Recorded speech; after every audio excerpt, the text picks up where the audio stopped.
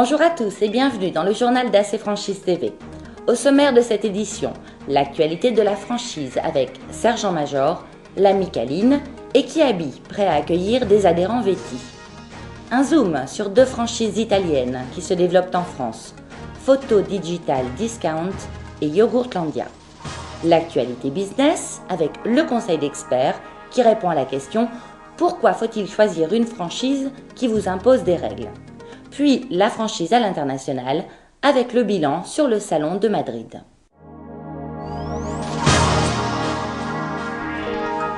Dans l'actualité de la franchise, depuis plus de 20 ans, les magasins Sergent-Major proposent aux enfants des vêtements pour bien grandir.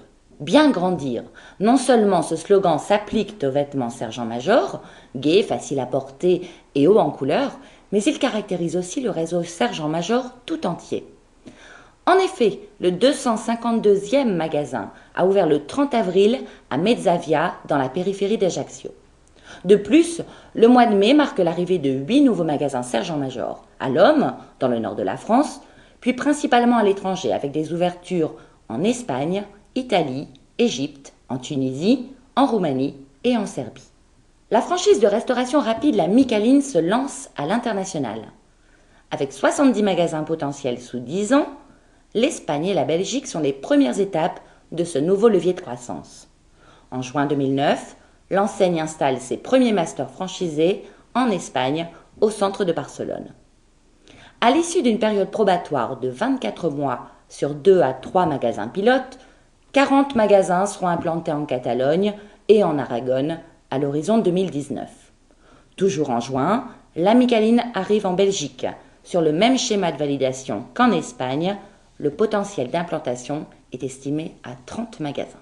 L'enseigne Kiabi a finalisé un protocole avec la franchise Vêtis, permettant aux adhérents de ce groupement de rejoindre pour une partie d'entre eux l'affiliation Kiabi, sous réserve de l'acceptation de l'autorité de la concurrence.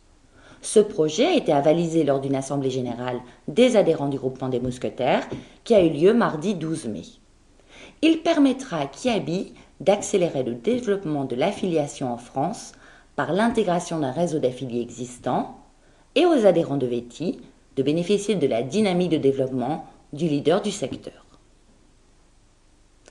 De suite, retrouvez deux franchises italiennes qui se développent en France, Photo Digital Discount et Yogurtlandia. Aujourd'hui, nous souhaitons vous présenter deux franchises italiennes qui souhaitent s'exporter en France à travers la formule de la master franchise et à travers la franchise directe. Il s'agit de Photo Digital Discount et Yogurtlandia. La franchise italienne Photo Digital Discount a ouvert 110 magasins en 3 ans. Il s'agit d'un concept original avec une gamme élargie de produits et de services. Le produit de base pour tout magasin est le développement de photos numériques. Et à cela, nous pouvons ajouter de 4 à 9 services différents tels que la vente de matériel photographique, matériel informatique, des caméras, des appareils photo, des accessoires divers. Aussi la sérigraphie sur tout type de support et la personnalisation de plus de 400 types de gadgets différents et aussi tout type de documents. Les surfaces des magasins de Photo Digital Discount peuvent varier de 10 mètres carrés à 100 mètres carrés. Dans un magasin Photo Digital Discount, il est possible d'ouvrir un guichet Western Union et aussi un point d'assistance à la vente sur Internet grâce à un partenariat entre le franchiseur et eBay. Les magasins de Photo Digital Discount ont un look moderne, original, très coloré et le franchiseur assure l'aménagement grâce à l'œuvre d'un architecte spécialisé. Ce concept s'adapte très bien partout, en ville, dans des petites villes, mais aussi dans les quartiers, ce qui réduit l'investissement. Aujourd'hui, Photo Digital Discount se tourne vers l'international, notamment l'Espagne, la Russie, le Maroc, mais aussi la France. La France, c'est une priorité pour cette franchise qui cherche donc des franchisés et son master national pour exporter ce concept qui a déjà un très grand succès en Italie. Yogurtlandia est une franchise italienne de production et vente de glace yaourt.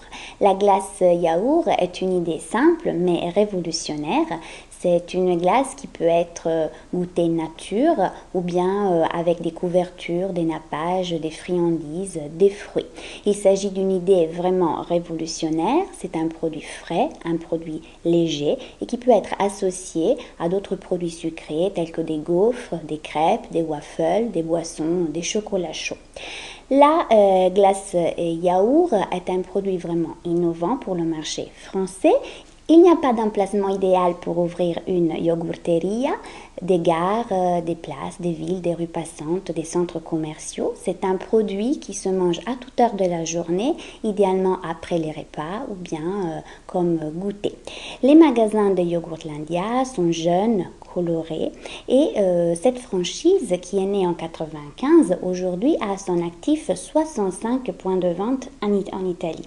Donc aujourd'hui Yogurtlandia regarde à l'export. Aujourd'hui elle est présente en Allemagne, en Belgique et elle vise la France. La France où elle veut se développer avec des franchisés ou un master national ou des masters régionaux. Le franchiseur accompagnera le master avec toute l'assistance et la formation nécessaire pour réussir l'export de ce concept qui n'attend qu'à se faire connaître par le marché français. Le droit d'entrée du master national est très bas, ce qui veut dire assurer l'ouverture des premiers pilotes et puis assurer l'animation du réseau national.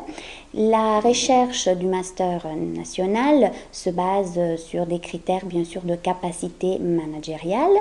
Si l'une des deux franchises vous intéresse, n'hésitez pas à nous contacter pour demander plus de renseignements. Dans l'actualité business, cette semaine, Jean Sampey répond à la question « Pourquoi faut-il choisir une franchise qui vous impose des règles ?» Pourquoi choisir un franchiseur qui vous fixe des obligations plutôt qu'un franchiseur qui vous laisse libre de faire ce que vous voulez ? Eh bien, le client vient chez vous sans savoir si vous êtes une franchise ou une succursale. Il vient chez vous parce que vous êtes un réseau, parce qu'il sait quel type de produit, quel type de prix et quel type de service il va trouver. Le succès d'un réseau est donc lié à la capacité du réseau à faire des promesses séduisantes aux clients et surtout à les tenir.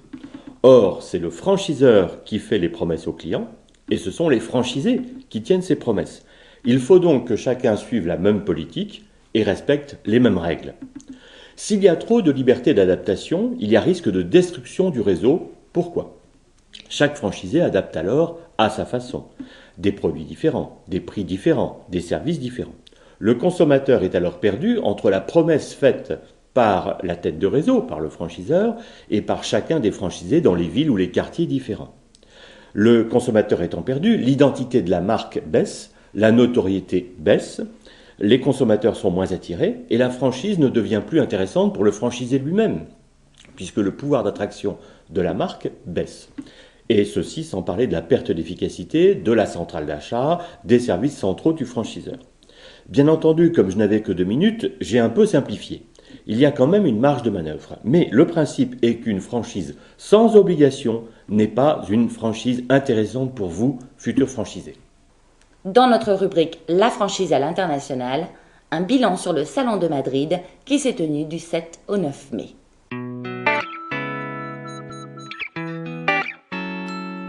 Le salon de la franchise Expo Franquicia s'est tenu à Madrid du 7 au 9 mai.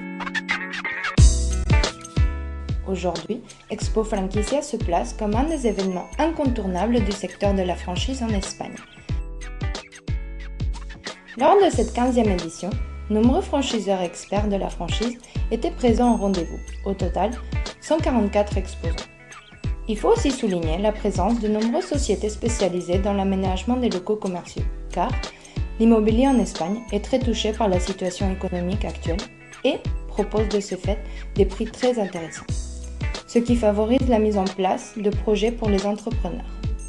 Cette année, plus de 10 400 visiteurs se sont rendus au salon pendant les 3 jours d'exposition, ce qui représente une légère diminution par rapport à l'année dernière, où environ 14 200 visiteurs s'y étaient rendus. Il faut souligner que l'Espagne n'est pas épargnée par la crise, elle est même très touchée. Ces derniers mois, elle a enregistré un taux de chômage très élevé, mais les Espagnols trouvent dans le secteur de la franchise une solution anti-crise et une façon de créer leur propre emploi, financé avec leur indemnisation chômage. Ya que hay mucha gente se está quedando en paro, recogen indemnizaciones y pueden entrar y convertirse en su propio jefe. Lors de cet événement, l'équipe d'AC Franchise a constaté une forte présence de franchises espagnoles qui se développent dans le secteur de la beauté, de la restauration et des cadeaux. De plus, les franchises espagnoles utilisent de plus en plus de nouvelles technologies pour améliorer leurs concepts, par exemple des machines high-tech dans le secteur de la beauté. Par ailleurs, Expo Franquicias est un salon qui se tourne de plus en plus vers l'international. Cette année, on a pu remarquer la présence de nombreux concepts français qui sont déjà implantés en Espagne ou qui commencent leur développement, tels que 1001 piles batterie, Yves Rocher, Ticketcom et Neticars. De même, on a pu remarquer la présence des concepts italiens comme Legea, spécialisés dans les vêtements sportifs, ou Ricami Veronica, qui travaillent dans la broderie personnalisée, des concepts d'origine latino-américaine comme Yogurt Persa et nord-américains comme Subway ou Magnasium.